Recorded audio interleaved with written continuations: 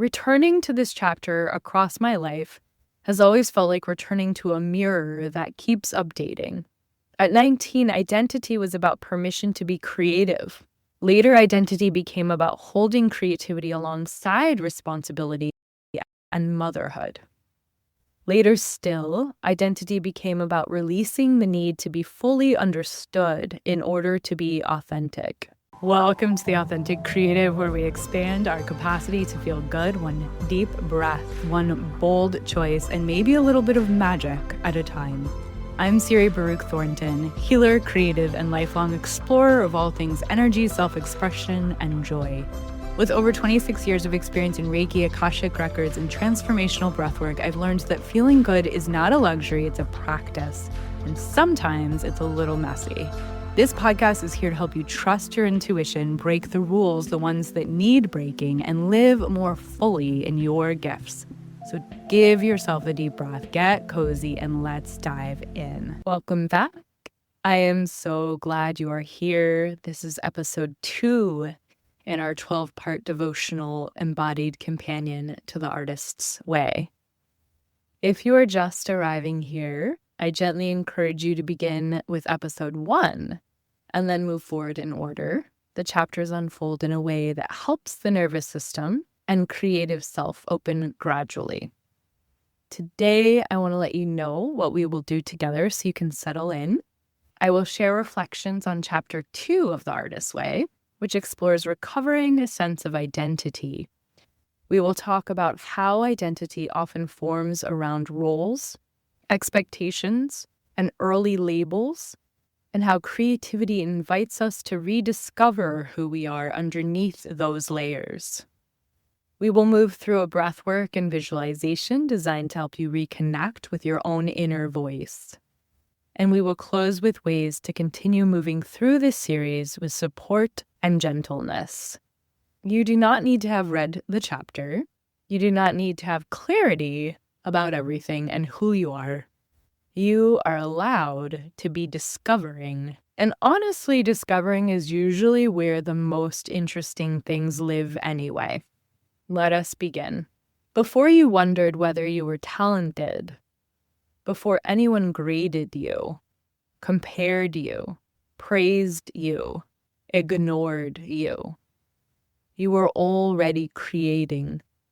You made stories out of silence, songs out of boredom, worlds out of ordinary afternoons. Then names began to gather around you.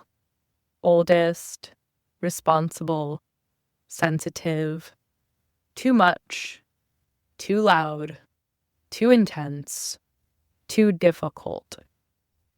Some names helped you belong. Some names asked you to shrink. Some names taught you how to survive. And slowly, the word creative might have started to feel like it belonged somewhere outside of you. Identity lives underneath the names and labels.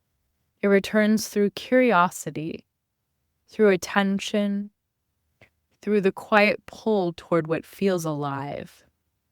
There is a version of you who never stopped imagining, who never stopped noticing, who never stopped listening, who never stopped dreaming. She is still here. He is still here. Today, you are allowed to stand inside a simple truth. You are creative because you are alive. Recovering a sense of identity. Chapter 2 invites us into recovering a sense of identity. Identity is one of those most tender and layered territories in creative and spiritual life. Most of us did not build identity in wide open space. We built identity inside families, classrooms, relationships, careers, motherhood, and cultural expectations. Identity often forms around being who we needed to be in order to belong, succeed, or feel safe. We become dependable, accomplished, pleasant, strong, self-sufficient. All of these qualities can be beautiful, and many people quietly carry a question underneath them. Who am I when I'm not performing one of my roles? Creativity gently begins asking that question. This chapter invites us to notice the difference between identity that was assigned, identity that adapted for survival, and identity that feels alive and chosen. For me, identity started early. I was the eldest daughter, and I was also labeled at times as the difficult child, the brat, the one who was too much, too intense, too sensitive, too opinionated, too hard to please. Labels land in the body. They do not just float in language. When a child is repeatedly described that way, she can begin building identity around managing herself, trying to be easier, trying to be good, trying to be impressive, trying to be helpful, or bracing against the world because it can judge her first. And sometimes what we call difficult is simply the child who could not abandon herself, the child who must be honest, the child who must be present, who wanted presence, the child who felt everything so deeply. As adults, we often find ourselves reclaiming the intelligence inside those early identities. Returning to this chapter across my life has always felt like returning to a mirror that keeps updating. At 19, identity was about permission to be creative.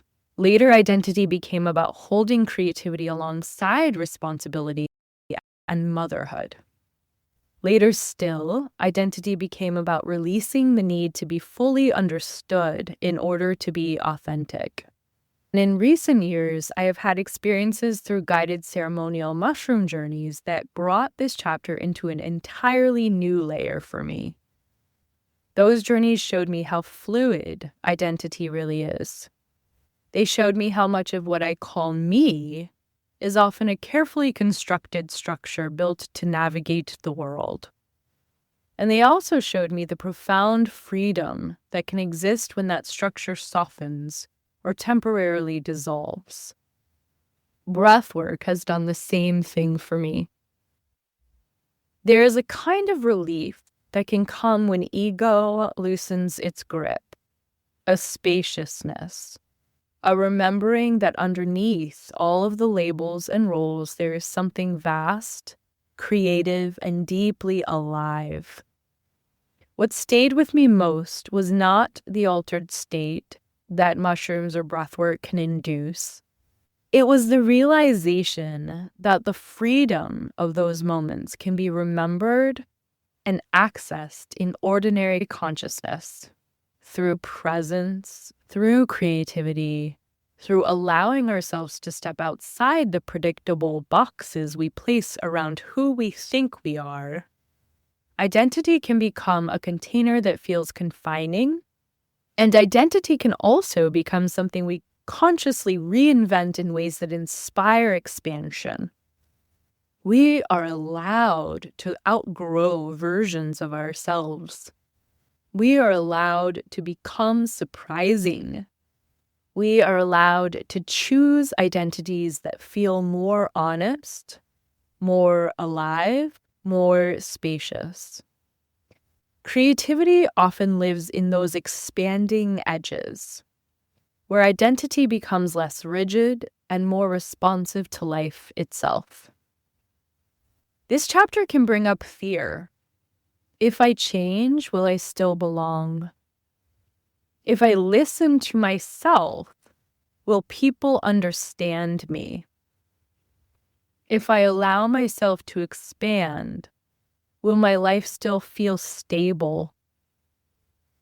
These are deeply human questions. Identity recovery does not erase the parts of you that carried you through difficult seasons. It allows you to include more of yourself inside your life. Identity recovery sounds like this inside the self. I am allowed to know myself. I am allowed to grow into myself. I am allowed to belong inside my own life. Today is about softening the grip of identities that feel too small. It is about listening for what feels alive underneath them. Now we're going to move into a breathwork and visualization to support reconnecting with identity from the inside. You can sit or lay down. If it feels comfortable, you can close your eyes or you can soften your gaze, bringing one hand to your heart, bringing one hand to your lower belly. Begin by noticing your breath exactly as it is, just as you are. Feel your body being supported by the surface beneath you, by gravity, by the simple fact that you are here. Now gently invite a slow inhale through your nose. Allow the breath to travel into the chest and then down toward the belly. And a slow, steady exhale through the mouth. Again, inhale, allowing space to open inside the rib cage and belly. Exhale, allowing the body to soften and settle. Let your breath become a quiet conversation with yourself. With each inhale, imagine you are making room inside your body. With each exhale, imagine labels and expectations gently loosening.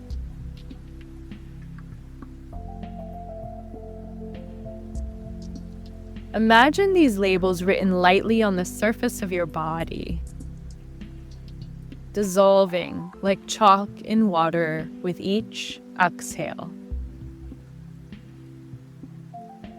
Labels like oldest daughter, too much, too quiet, too sensitive, too loud, youngest son, too responsible, irresponsible, too different. Any of those labels that come to mind as they bubble up, let them dissolve like chalk in water with each exhale. And continue breathing. Now imagine standing in front of a mirror. This mirror reflects essence rather than appearance. Notice what you sense here. Color, movement, energy, qualities that feel familiar and perhaps long neglected. As you breathe, imagine younger versions of yourself standing beside you. The child who knew how to play. The child who felt deeply. The younger adult who was dreaming and risking and discovering. Allow them to stand with you, included, welcomed. Let your breath include them. Let your body feel the continuity of who you have always been at the core.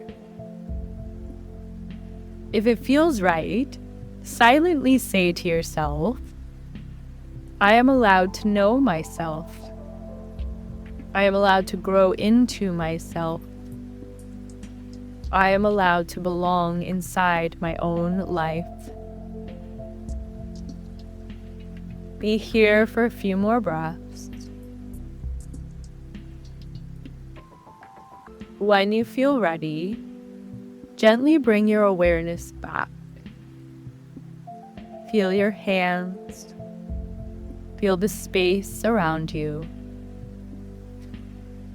And when it feels right, open your eyes. Before we close, I want to name what we just did together. We explored identity as something living and evolving. We reflected on roles, labels, and early experiences and how they shape identity and how creativity helps us rediscover ourselves.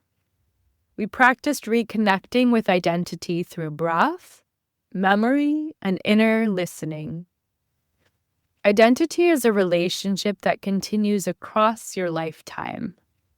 As you move through this series, I encourage you to choose an inspiration partner, someone you trust, someone who can witness who you are becoming.